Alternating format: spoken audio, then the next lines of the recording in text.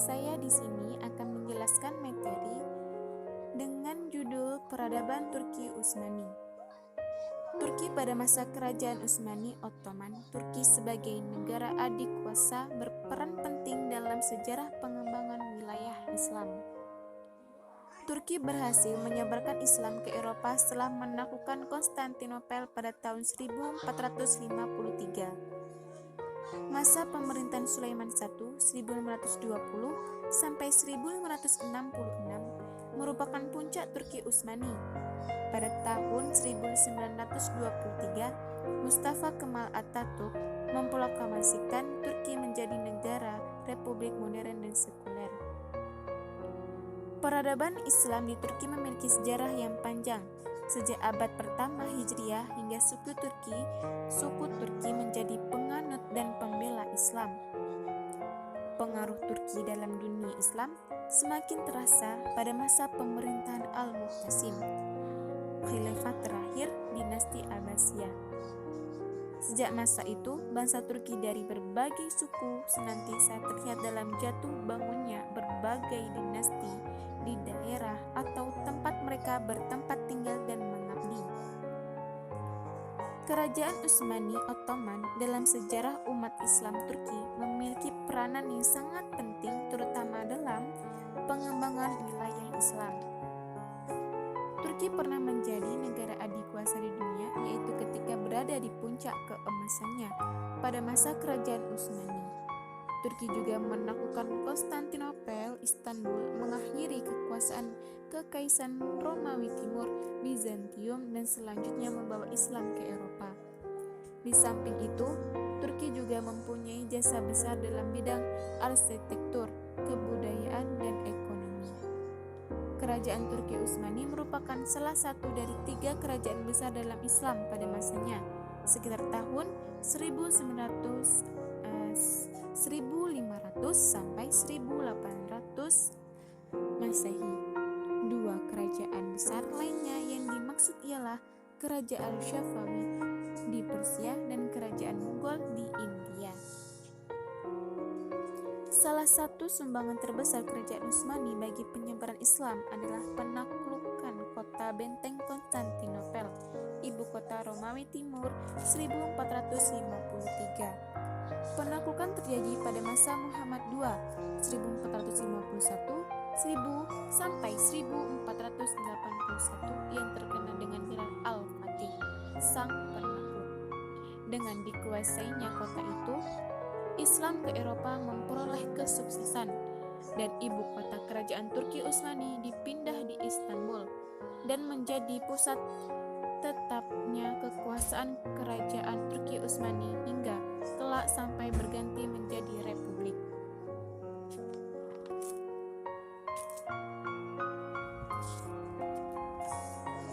Khalifah Muhammad IV Wahidun menjabat sebagai khalifah di tengah kecamuk Perang Dunia I. Di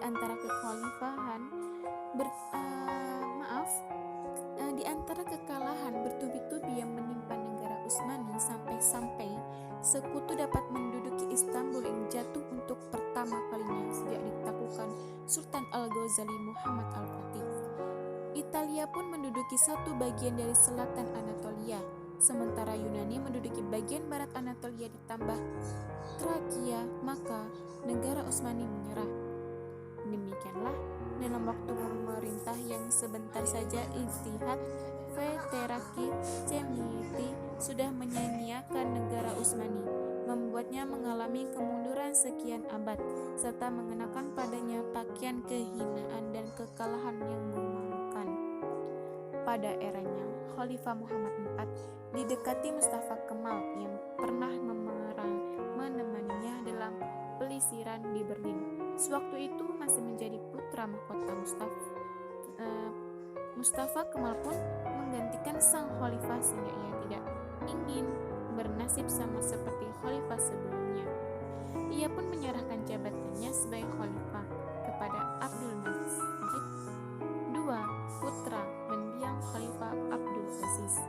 Dalam 5.000-an tahun lalu, ribuan perang telah terjadi dan miliaran kehidupan telah musnah. Ironisnya itu di era modern ditandai dengan kodifikasi hukum dan kebiasaan perang dan pertumbuhan tubuh norma-norma internasional. Pencapaian perang yang merusak belum pernah terjadi sebelumnya. Warisan ini tidak menunjukkan hilangnya momentum pada saat ini. Total perang dibuat jalan menuju wacana internasional dengan adanya 2 perang dunia saja sudah membunuh sekitar 50 juta jiwa, termasuk banyak warga sipil yang memiliki sedikit atau tidak ada peran dalam pertempuran berdarah. Pemerintah mereka mengingat data suram dan sejarah konflik bersenjata.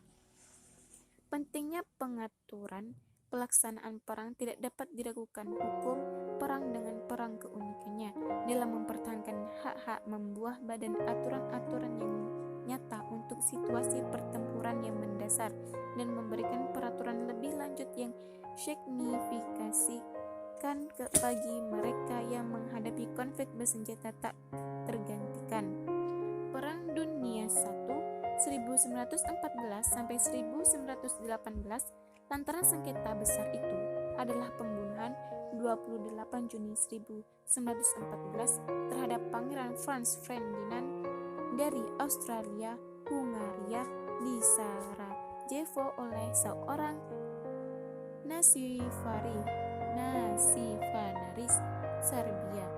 Permusuhan timbul dengan perlahan-lahan, tetapi pada akhir Prancis 1914, negara-negara serikat yakni Inggris, Perancis, Rusia, Serbia, Montenegro, dan Jepang terlibat di dalam suatu sengketa umum dengan negara-negara sentral yakni Jerman, Australia, Hungaria, dan Kemaharajaan Utsmania. Negara-negara dominion Inggris, Kanada, Australia, Selandia Baru, dan Persatuan Afrika Selatan mengadakan mobilisasi. Demikian juga negara-negara milik Perancis di Afrika, India, jajahan Inggris juga masuk dalam kancah peperangan. Pada bulan Mei 1915, Italia berbalik bergabung dengan sekutu. Portugal dan Rumania pada tahun 1916 melibatkan diri pula dalam peperangan di pihak sekutu. Baiklah, hanya itu materi yang dapat saya sampaikan. Kurang dan lebihnya saya mohon maaf dan saya akhiri. Wabillahi taufiq wal hidayah. Wassalamualaikum warahmatullahi wabarakatuh.